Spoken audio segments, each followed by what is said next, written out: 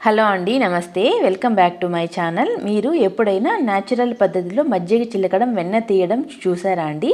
నేనైతే మజ్జిగ చిలకడం అయితే షూట్ చేయలేదు, కానీ వెన్న తీయడం అయితే చూపిస్తున్నాను చూడండి. మాకు గేదె ఈనింది కదండి, మేము డైలీ మజ్జిగ చిలుకుతాము. ఉదయమే మజ్జిగ చిలికి ఇలా వెన్న తీస్తామండి. చిలికిన మజ్జిగలో ఇలా మజ్జిగ చల్లారకనే కాస్త కూల్గా ఉన్నప్పుడే ఇలా వెన్న తీసేసుకోవాలండి. చూడండి, మేము డైలీ చేసిన ఎంత వెన్న ముద్ద వచ్చిందో. ఇలా వచ్చిన వెన్న ముద్దను ఒక వాటర్ గిన్నెలోకి తీసుకోవాలి. ఇలా వచ్చిన మజ్జిగ చాలా టేస్టీగా ఉంటాయండి. ఈ మజ్జిగని మా ఊర్లో ఎంతమంది తాగుతారో చాలామందికి పోసిస్తానండి మజ్జిగ.